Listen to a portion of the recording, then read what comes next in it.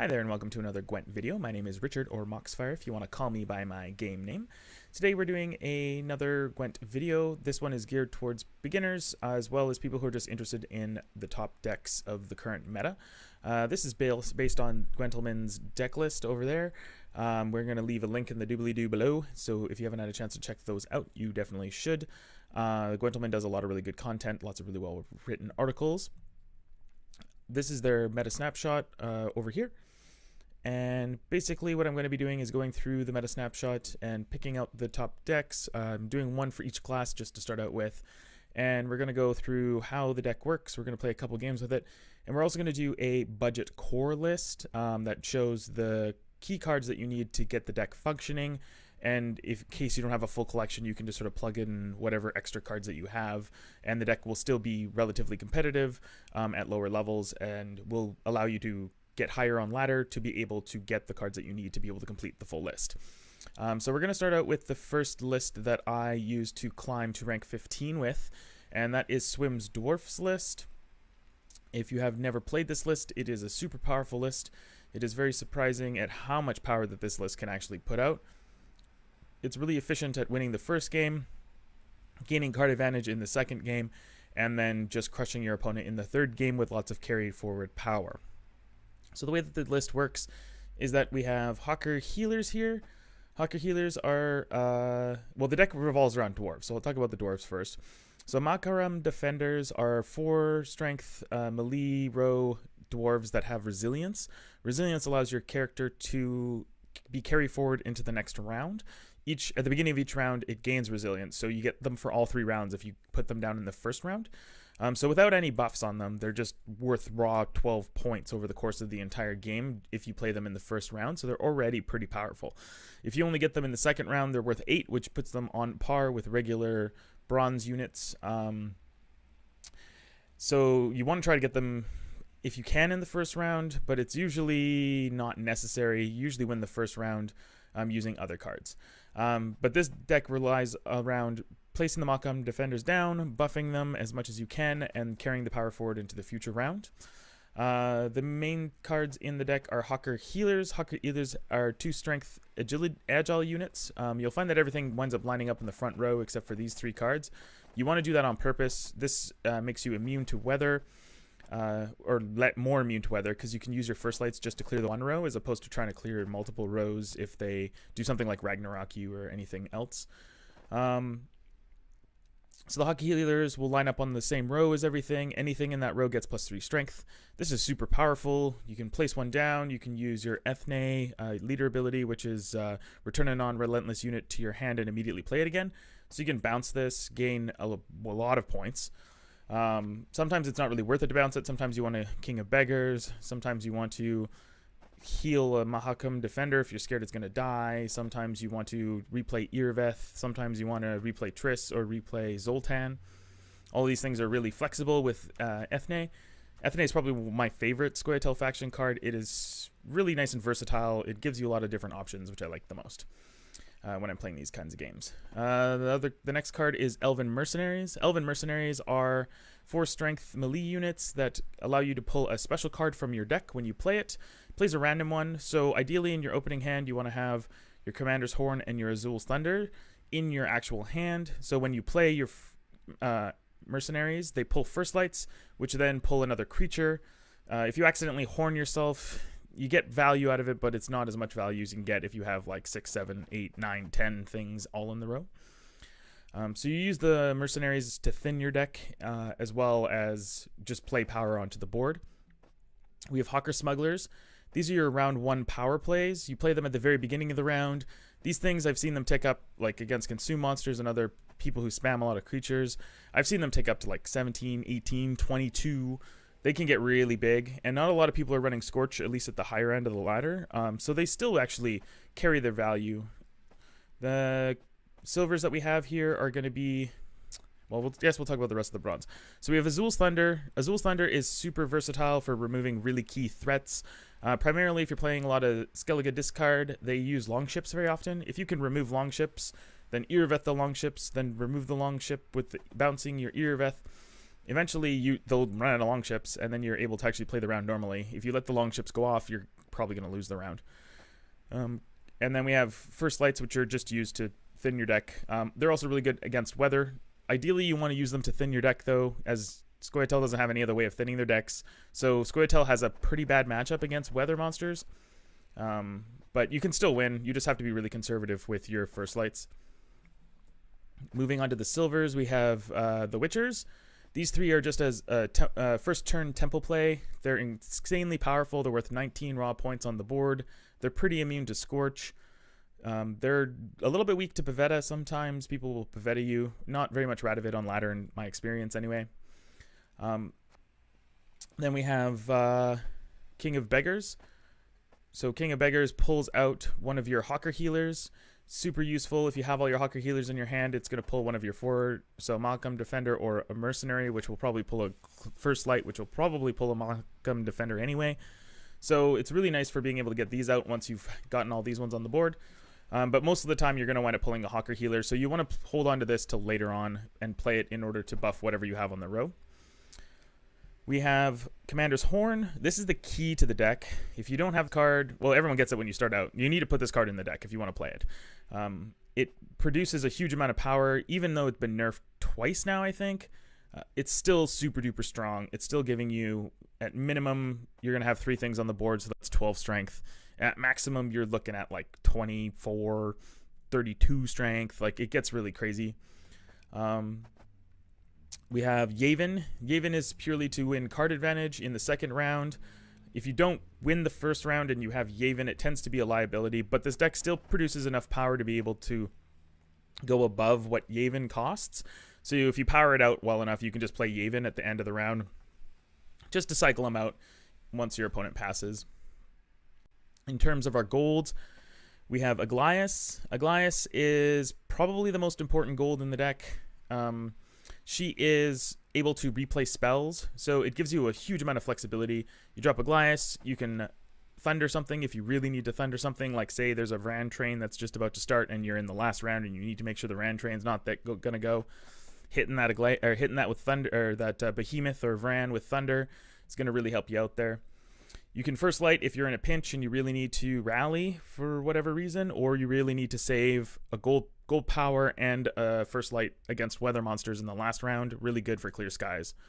And then of course you can double horn, and double horn is probably what you're going to use it for most of the time, but it is super duper duper powerful.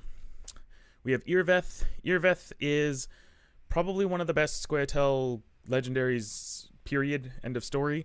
It's really good against Yenkon as long as they're not playing Radovid. It's really good against really high-level threats, axemen, long ships, other dwarves. It really is quite versatile. You can bounce him with Ethne, so it's super-duper useful. We have Zoltan the Tamer as our other golden legendary. Zoltan is a better Hawker Healer. It's just objectively better. You get 9 power from him, plus he buffs the row. It's crazy good.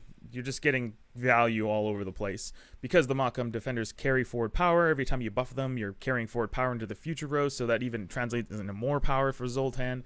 You can bounce him with Ethne, which gives you an additional 3 plus the buff again if you have a really big row. Like, this is a really crazy good card in this particular deck, just because everything lines up, right? We have Triss. Triss is really invaluable in this deck. In the budget list, you'll see I don't actually have it in there because it is unfortunately a legendary, but it is super useful against opposing threats. It's really good against the whale from Blue Boy. It's really good against cows. Anything that you need to damage your own board, because a lot of the times you can't deal with a cow if you don't have Triss in your hand, and the cows can really wreak a lot of havoc on you when you're playing against Nilfgaard. So Triss is just a really nice flex spot for that. You can bounce her with your Ethne if you really need to. And she's also just good removal, extra damage, does gold damage, so it's still pretty useful, especially in the last round. If you have Triss and they're playing 1 gold and it's a gold versus Triss, generally Triss wins.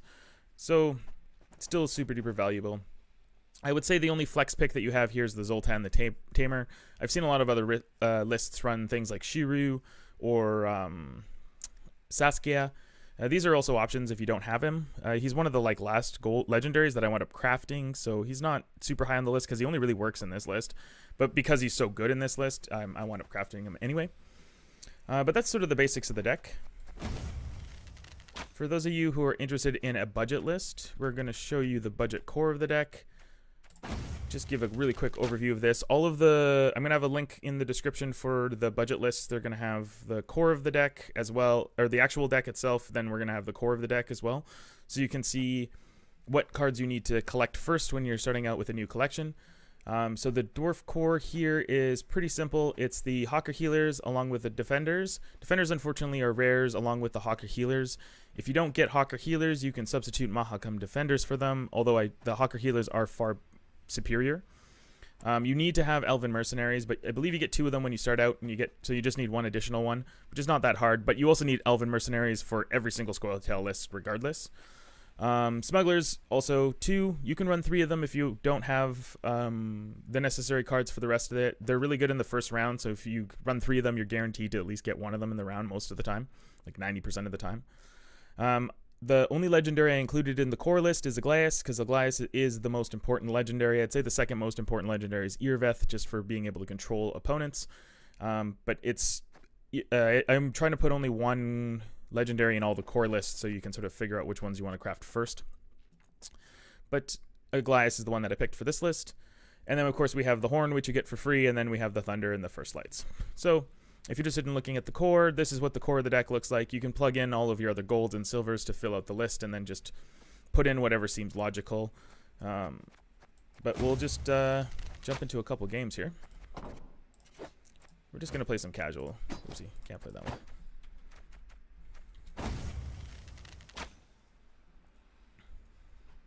So this is the list that I actually went up climbing up to rank 15 with. So it's a super powerful list. It wins, like, I think I have an 80% win rate. We'll see. We have Gwent Tracker on for this video. I might take Gwent Tracker off.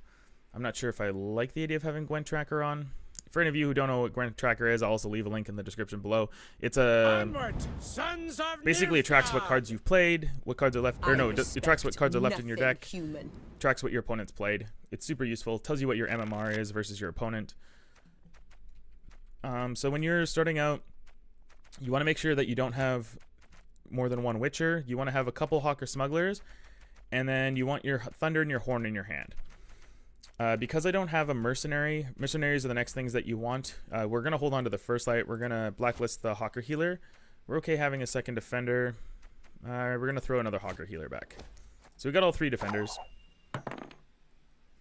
You don't want to play those super duper early all the time. That's fine. If we get all 3 of them on the board going into the next round, then we are actually in a pretty good spot.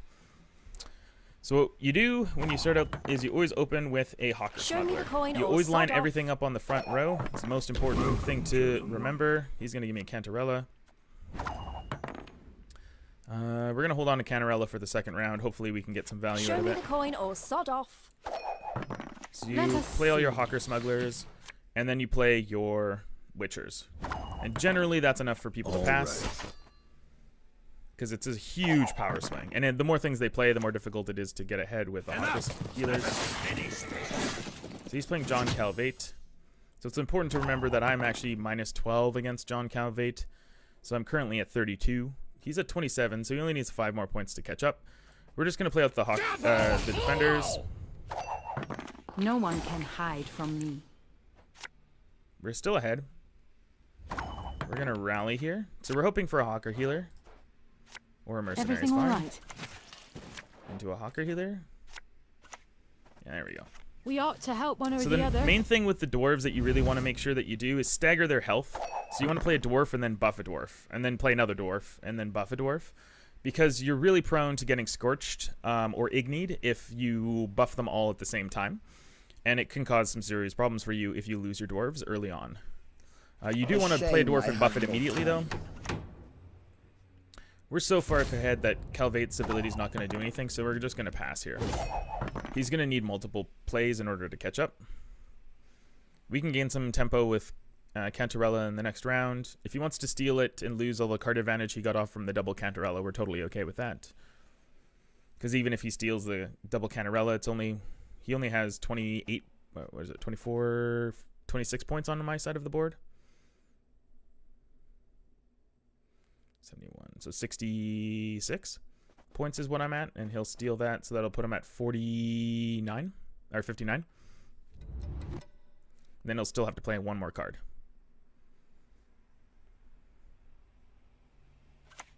Looks like he's going to go for it.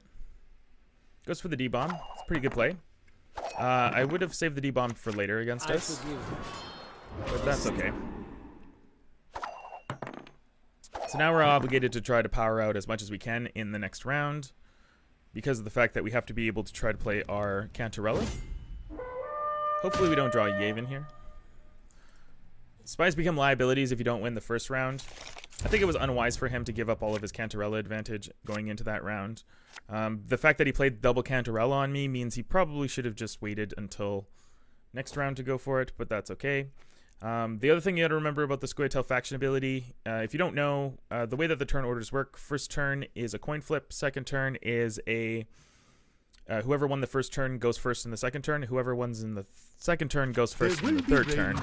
So... perhaps you only want to use your scoia'tael ability if you have previously won a round, and you always force your opponent to go first. And then that way you gain one card advantage over the course of the entire game. Because if your opponent has to go first twice, he has to use two cards ahead of you, which is considered like half a point advantage if whoever's going first. So again, we're worried about Ignis, so we're gonna start buffing and alternating our dwarves. It would have been super nice if we'd gotten a King of Beggars or Elven Mercenary here, but unfortunately we did not. We might be able to get it with Cantarella. That's a really big operator. We can still power out quite a bit of power with what we have in our hand. And we're also going to carry a lot of power into the next round. Thick gravy. I should have buffed that one shame first. I have no time. So he's 6 power on our side. He's still locking in a ton of power. Oh, my little leg. But we can catch up. We're only at 36 now. He's at 47. The real trick about playing against John Calvate is just to remember that their spies are on the opposing side. Oh, I forgot. I didn't notice the ambassador. This deck is actually super bad against John Calvate as well. It doesn't have any counter to Letho, and if he Lethos my defenders, I just lose. So I was playing Simple, who's another streamer. If you haven't had a chance to check him out, you should. He's super good. Had 2 strength. Yeah, we want Field Marshal Duda here. He lined up all of his spies on the one row, so all of my buffs wound up helping him, and then he stole all of his creatures and then Letho'd my defenders, and I just lost. So there's a decent chance that that's going to happen here. We're going to actually Lightning Bolt this now. Because we want a Horn now. Actually, we're going to pick up the Zoltan. We need to win the round, otherwise we'll lose.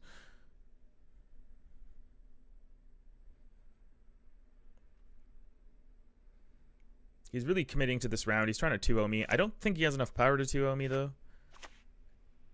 Especially if he's targeting stuff with things. Okay, so that's a fair amount of power. So we're going to Animal Tamer again. Respect nothing human.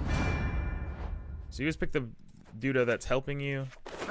He's also another body on the board if you bounce him.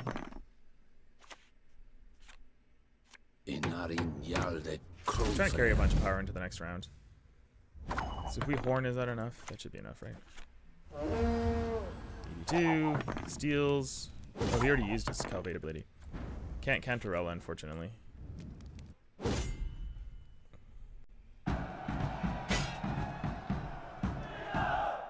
So not winning the first round put Cantarella as a serious disadvantage for us, but we're still ahead on points and we're top decking. Top decking double spies is pretty bad, considering that we have Triss, Irvith, Aglias, King of Beggars, Mercenaries. All of these things would have been amazing. Now that we've won the round, we're going to force our opponent to go first, though. Let me see what he has. He has to go first, so... And I'll behave, I looks like it's a Letho, so it looks like we just win regardless. But you see how much power I'm carrying forward. 33 points is nothing to turn your nose up at. Even though we drew double spies in the last round, we're still able to pull out the win. But you can see my win rate here, 66% over some 50-odd games. It is not a terrible deck. So hopefully that gave you a good idea of how the deck works. If you have any questions or anything, feel free to leave questions and comments in the comments below. You can follow me on Twitter, which is twitter.com/moxfiregaming. You can also catch me on Twitch. I stream from 10 p.m. Pacific Standard Time to 2 a.m. Pacific Standard Time normally. So that's twitch.tv/moxfiregaming. If you have any questions, you can always pop in and ask me them there. Hopefully this helps you out, and I hope you all have yourselves a great day. Cheers.